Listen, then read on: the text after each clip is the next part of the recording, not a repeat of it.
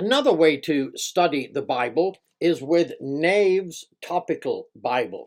That's what it is. It's topics of the Bible. He does it in alphabetical order, and it's a very good way. He gives you some scriptures kind of just by themselves regarding that topic, and then he will write out scriptures for you regarding that topic. He doesn't necessarily use all of the scriptures on that topic, but he usually gives you enough for you to get the idea and get the basic truth of that particular topic that you're looking at.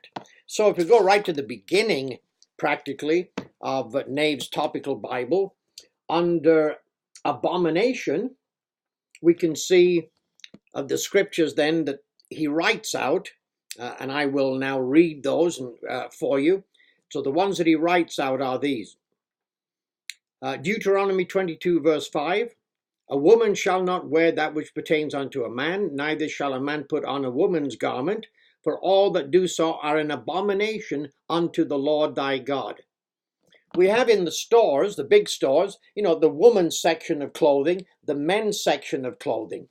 What we're dealing with here is actually a sexual perversion, that there's some kind of thrill sexually that some people get out of dressing up in women's clothes or dressing up in men's clothes.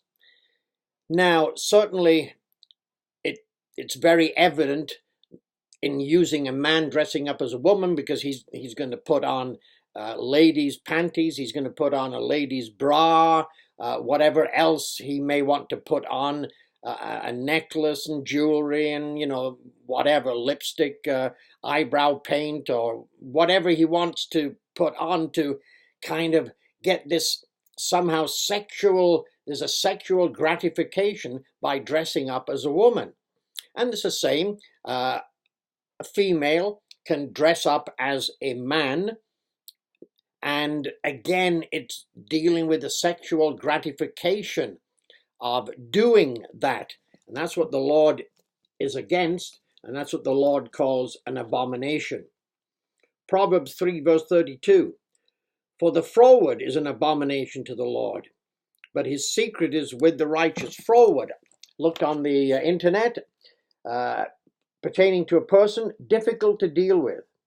Synonyms: stubborn, headstrong, willful, unyielding, inflexible, unbending, intractable, pig-headed, bull-headed.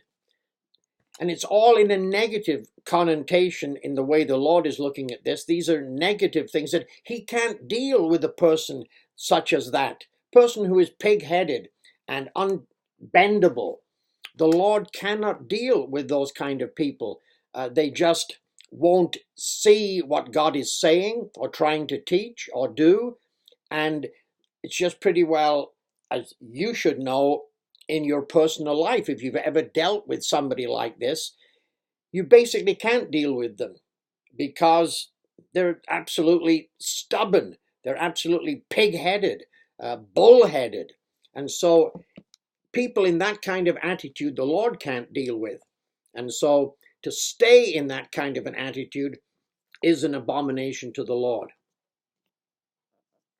Going back, I must go back to the first one, Deuteronomy, under the fetishism. I looked on the internet, a form of sexual desire in which gratification is linked to an abnormal desire or degree to a particular object, item of clothing, part of the body, etc. And as I say, it's this some kind of sexual gratification they're getting out of putting on which clothing that indeed would normally be women's, putting on clothing that would just normally, under normal circumstances, be men's clothing, and getting some kind of a sexual gratification out of doing so. Obviously, this is going to cover transgender. Transgender, from the Merriam-Webster dictionary, trans, definition, transgender definition is of relating to or being a person whose gender identity differs from the sex the person had or was identified with as having at birth, especially of relating to or being a person whose gender identity is opposite the sex the person had or was identified as having at birth. So there's a dictionary definition. And the Lord would be against, then, under this verse here in Deuteronomy 22:5, the Lord would be against transgenderism. Proverbs 6:16. These 6 things does the Lord hate.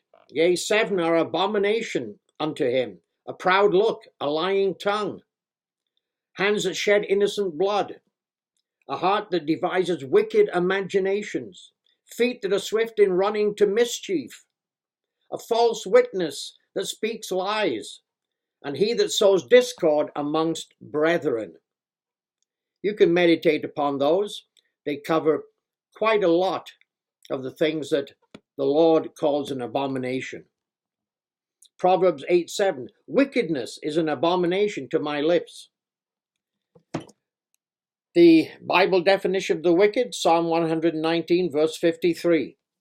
So wickedness is an abomination to the Lord. Proverbs 12:22, lying lips are an abomination to the Lord, but they that deal truly are his delight. Proverbs 15:8, the sacrifice of the wicked is an abomination to the Lord, but the prayer of the upright is his delight. The way of the wicked is an abomination unto the Lord, but he that loves him, he loves him that follows after righteousness. I've given you the Bible definition of righteousness, Psalm 119, verse 172. The thoughts of the wicked are an abomination to the Lord, but the words of the pure are pleasant words. Proverbs 16:5. Every one that is proud in heart is an abomination unto the Lord. Proverbs 17:15. He that justifies the wicked and he that condemns the just, even they both are an abomination to the Lord. Different weights and measures. Proverbs 20, verse 10. Different weights and measures. Both of them are an abomination to the Lord. This is where in the old days you had a scale and you had it weighing that it would favor those that you wanted it to favor. You know, maybe you want to be buddy with some high official in the local town or whatever, in any case, but you have the weight where he gets a deal, he gets a bargain, but then you have another set of scales for the nobodies. And they not only don't get a bargain, maybe you've rigged them up so they actually end up paying more than what they should be. So it's practices like this in our daily life where you favor. Certain favor is given to some people and not favor to others. And maybe you're even ripping the others off from even a normal kind of payment that it should be. So it's these practices in daily life, business practices that are not right and honest with everybody. The Lord calls that an abomination. Proverbs 21, verse 27. The sacrifice of the wicked is an abomination.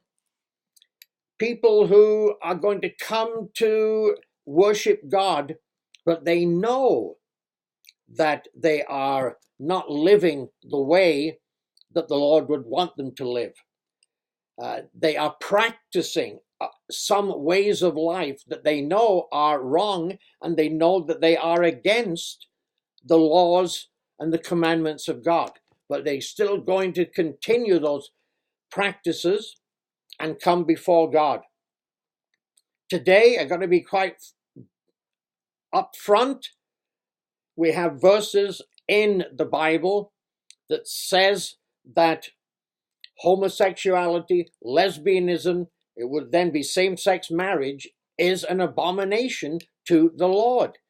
And to think that you can live in that lifestyle and then go to church or worship God, God says no. He says it's an abomination for those that know that they are living in wickedness, they are living in sin, they are living a way of life that is not acceptable by the Lord in his word. It's an abomination to come and try to worship before him. Goes on to say, how much more when he brings with him his wicked mind. Need to ponder upon that. So the way that we live and the way our mind is must be in tune with God's word and God's righteousness and God's commandments. If it is not, and we want to try to worship God by practicing and doing things that are against the law and commandments and way of life that God would want us to live, it's an abomination to him. Proverbs 24 verse 9, the thought of foolishness is sin, and the scorner is an abomination to men. Well, that happens indeed in our physical life as we deal with people. Proverbs 28:9, he that turns away his ear from hearing the law, yes, the law of God, the commandments of God, even his prayer shall be an abomination. If you know that you are deliberately turning your ear away from hearing God's commandments and how he would want us to live, and you're doing it, you know that you're doing it, and you're in that kind of attitude, then coming before the Lord in that kind of attitude could well be an abomination to him. Proverbs 29:27, an unjust man is an abomination to the just. That's for sure.